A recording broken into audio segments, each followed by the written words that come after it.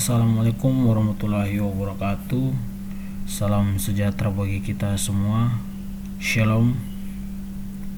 Oke, baik teman-teman, di sini saya akan menjelaskan tentang topologi dan tipe topologi jaringan yang biasanya digunakan. Oke, langsung saja kita masuk.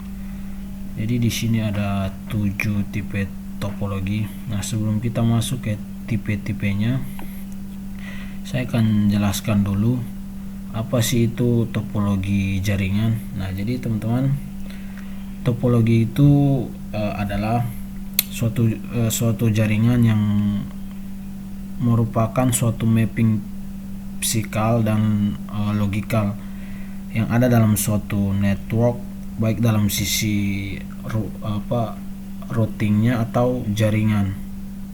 Jadi dia dikonfirmasi dalam bentuk dia dikonfigurasi dalam bentuk IP address atau netmark atau subnetting dan juga gateway. Nah, di sini teman-teman saya akan menjelaskan 7 tipe topologi. Nah, jadi 7 tipe topologi apa saja? Yang pertama di sini yang kita akan bahas yaitu point to point. Nah, jadi jaringan point to point ini sendiri dia merupakan salah satu jenis topologi jaringan yang paling mudah untuk kita buat dimanapun dan kapanpun, dengan syarat yang penting ada 2 device yang bisa digunakan. Nah, biasanya kita sering menggunakan topologi ini ketika ada di rumah, misalnya sharing internet antar HP atau komunikasi antar komputer dan komputer untuk share printer atau share file. Nah, seperti itu. Itu adalah topologi jaringan point to point. Nah, ini teman-teman bisa lihat. Jadi dia hanya membutuhkan 2 device untuk menjalankannya, seperti itu. Nah, apa sih kelebihan dari topologi point to point dan apa sih kelemahannya? Nah, kita akan bahas sama-sama ya teman-teman. Jadi kelebihan dari topologi point to point sendiri adalah koneksi jaringan yang cepat, mempunyai reliability yang tinggi. Kemudian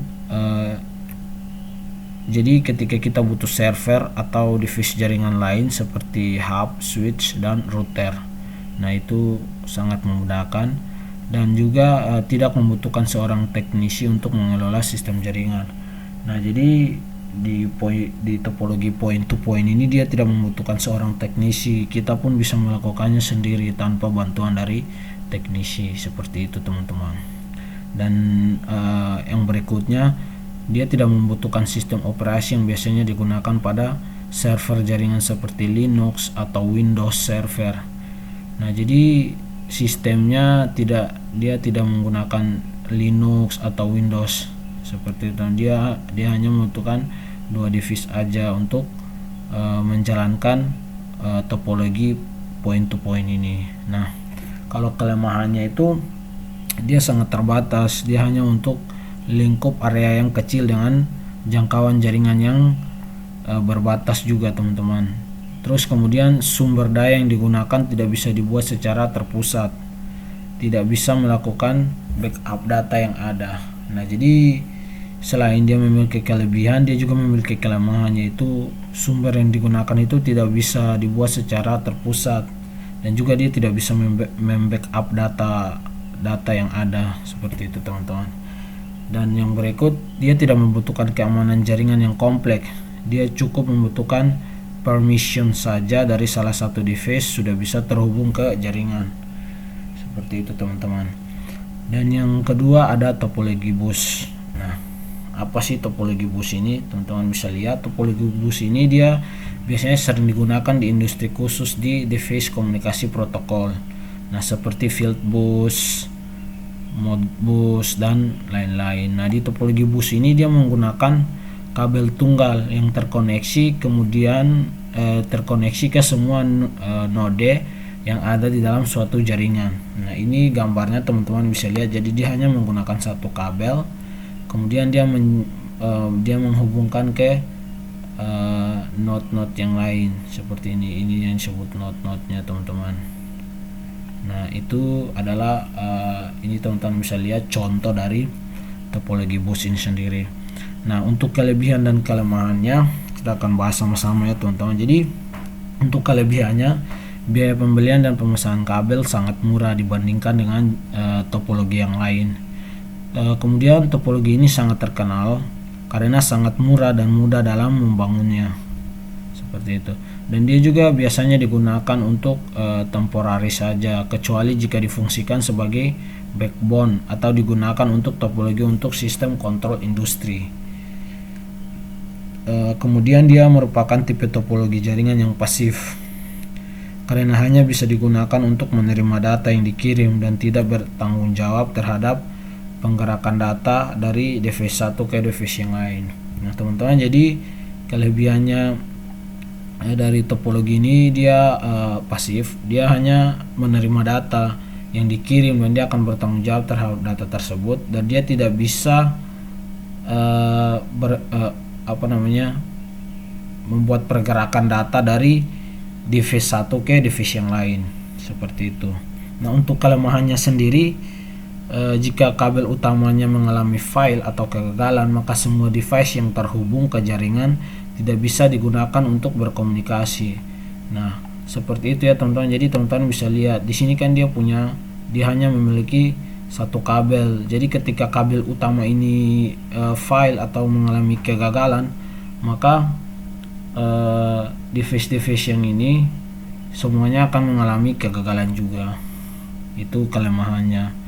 Nah kelemahan yang berikut, dia jika kita melakukan traffic jaringan tinggi, dia bisa mengakibatkan kolision pada jaringan dan dampaknya akan mengakibatkan performa jaringan akan menurun. Nah seperti itu teman-teman. Kemudian jangkauan kabel yang terbatas, jangkauannya terbatas, seperti itu. Nah kemudian topologi yang ketiga yaitu topologi ring.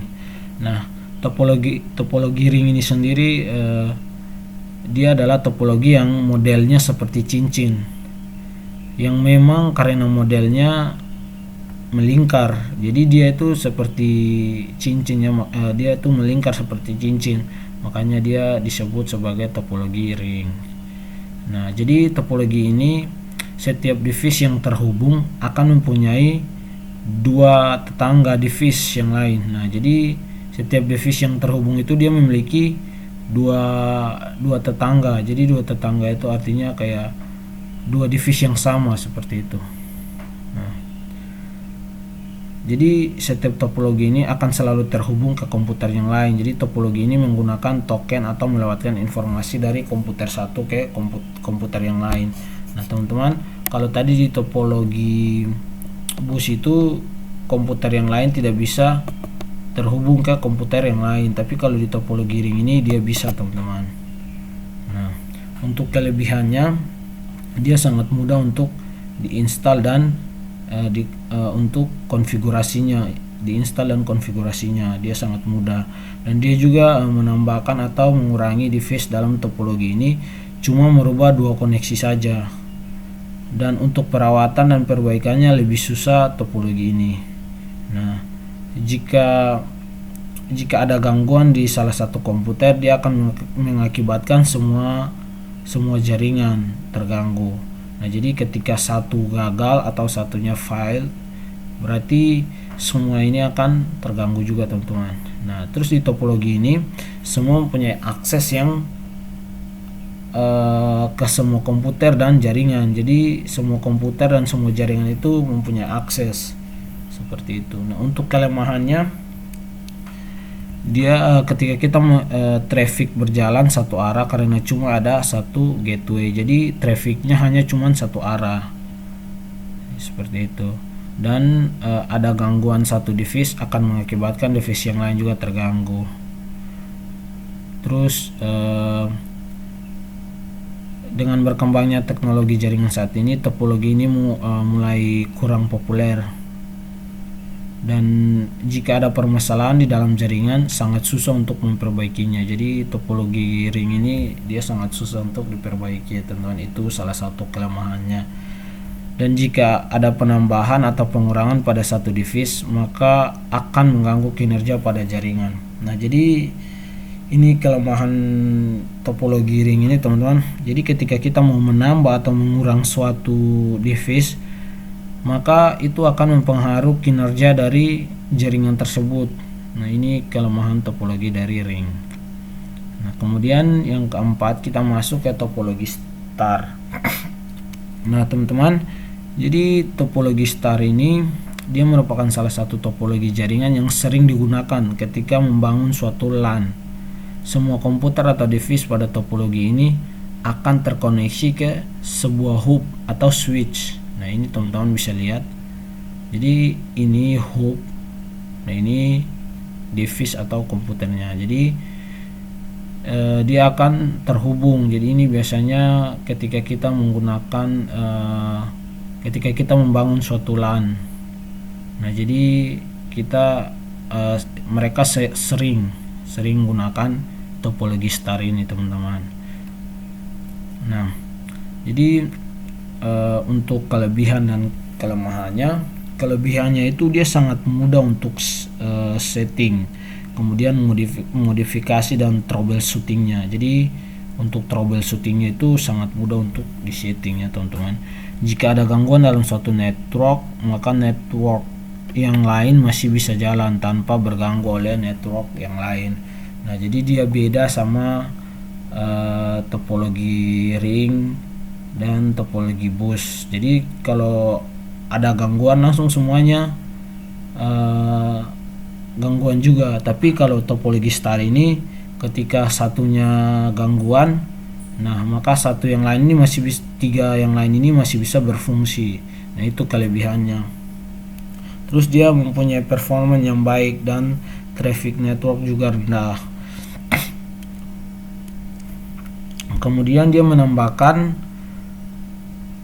dan mengurangi memindahkan suatu device sangat mudah untuk dilakukan. Jadi ketika kita mau menambahkan atau mengurangi device ini sangat mudah seperti itu. Jadi tidak terlalu susah untuk menambahkan atau mengurangi. Kemudian kelemahannya. Nah, kelemahannya itu jika ada kerusakan pada hub atau switch, maka semua node yang di bawahnya tidak bisa berfungsi atau jaringan terputus. Nah, ini kelemahannya. Jadi kelemahannya itu ada di hub atau switchnya ini. Jadi ketika switchnya ini rusak, maka otomatis device tempat ini akan mati. Itu kelemahannya. Kemudian biasanya install pada topologi ini teman-teman, jadi biaya install pada topologi ini sangat tinggi. Kemudian perform jaringan tergantung dari kualitas hub atau switch. Jadi baik dan buruknya jaringan topologi star ini tergantung pada hub ini, seperti itu. Nah, kemudian jika ada kerusakan pada kabel bisa menggantikan jaringan komputer ini. Nah, seperti itu, teman-teman. Kemudian lanjut ke topologi mesh. Nah, topologi mesh ini dia merupakan salah satu topologi yang unik. Dia dikatakan unik karena setiap device yang terhubung ke jaringan dia terhubung juga ke yang lainnya. Jadi topologi mesh ini dia dikembangkan dari point to point, seperti itu, teman. Jadi topologi mesh ini dia adalah kelanjutan dari topologi point to point, seperti itu, teman-teman. Nah, jadi tipe dari topologi mesh itu dia hampir sama tipenya. Jadi dia hampir sama dengan point to point, cuman dia full topologi mesh ini dia cuma membedakan adalah device hanya terhubung ke 2 atau 3 device yang lainnya, seperti itu. Nah, ini teman-teman bisa lihat contohnya. Nah, ini teman-teman bisa lihat contohnya. Nah, ini untuk kelebihan dan kelemahannya sendiri. Jika ada penambahan jaringan, tidak akan mengganggu user yang sedang aktif. Kemudian jika diimplementasikan sangat kompleks, traffic sangat stabil karena jika putus bisa menjadi jalur lain. Nah, kemudian dia menggunakan multi-packet link. Jika salah satu jaringan putus, masih bisa menggunakan jalur yang lain. Nah, jadi multi-packet link itu dia menggunakan lebih dari satu jalur, sehingga kalau misalnya jalur yang ini putus, dia masih bisa menggunakan jalur yang lain, seperti itu teman-teman. Jadi dia multi-packet link seperti itu. Kemudian topologi ini bisa membantu jika menginginkan network yang selalu live, seperti itu. Untuk kelemahannya itu, jadi ketika kita membuat topologi ini sangat rumit karena setiap node harus terkoneksi dengan node yang lain. Teman-teman bisa lihat ya kenapa sangat rumit buat jaringan ini, karena dia mempunyai multi-packet link. Jadi setiap jaringan itu harus terhubung dengan jaringan yang lain, maka sangat sulit untuk membuat jaringan ini. Kemudian sistem topologi ini adalah detached link. Kemudian topologi ini adalah robust. Kemudian dia membutuhkan biaya yang besar jika mau diimplementasikan. Terus untuk dia membutuhkan space yang besar untuk link dedicated-nya, seperti itu. Nah, kita lanjut ke topologi tree. Nah, jadi topologi tree ini dia kayak bisa diumpamakan seperti pohon. Jadi dia mempunyai akar pohon dan semua node yang terhubung membentuk suatu hierarki. Oleh karena bisa juga disebut sebagai topologi hierarki. Jadi dia bisa disebut sebagai topologi tree, dia juga bisa disebut sebagai topologi hierarki. Nah, topologi ini dia menggabungkan topologi star di dalam single bus, atau dia bisa juga disebut sebagai topologi start bus. Jadi topologi tree ini juga bisa disebut sebagai topologi start bus. Nah, jadi dia kayak hierarki, teman-teman kalau tahu hierarki. Nah, dia seperti ini. Jadi kayak ada akar pohon gitu. Nah, untuk kelebihan dan kelemahannya itu, untuk kelebihannya jika ada salah satu node yang putus, dia tidak akan mempengaruhi node yang lain. Dia hampir sama dengan topologi topologi mesh dan yang lain-lain seperti itu. Jadi untuk penambahan node-nya bisa dilakukan dengan cepat dan mudah. Jika error dalam jaringan sangat mudah untuk dideteksi. Jadi ketika error itu kita melakukan deteksi itu sangat mudah. Kemudian untuk perawatannya dan perbaikannya itu sangat mudah kalau topologi tree ini, teman-teman. Untuk kelemahan atau kekurangannya itu, jika node yang ditambahkan ke jaringan sangat banyak, maka bisa mengakibatkan pemeliharaan jaringan menjadi lebih susah. Nah, teman-teman, kalau teman-teman mau menambahkan divisi ini, maka untuk perawatannya itu nanti akan semakin susah. Kalau semakin banyak ya otomatis perawatannya semakin susah. Kalau sedikit ya perawatannya semakin mudah. Intinya seperti itu, teman-teman. Nah, jika hub atau switchnya mengalami kerusakan, maka akan berdampak pada node yang lain. Seperti itu. Nah, dan yang berikut di sini ada topologi hybrid. Nah, jadi ini teman-teman bisa lihat gambarnya. Jadi topologi hybrid ini biasanya dia menggabungkan dua atau lebih topologi yang lain. Nah, kalau dilihat dari gambar di atas, dia merupakan dia bukan merupakan suatu topologi yang standar, seperti itu, teman-teman. Jadi topologi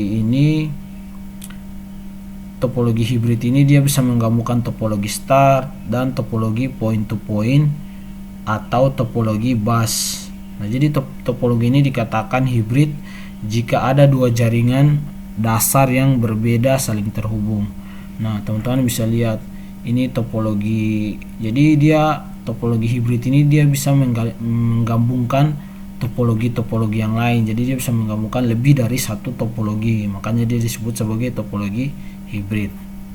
Nah, untuk keuntungan dan kelemahannya itu, topologi ini menawarkan solusi termudah dalam mendeteksi kesalahan pada jaringan. Nah, jadi topologi ini dia untuk mendeteksi kesalahan itu dia sangat mudah untuk mendeteksinya. Nah, terus suatu topologi jaringan yang berjalan secara efektif dan efisien.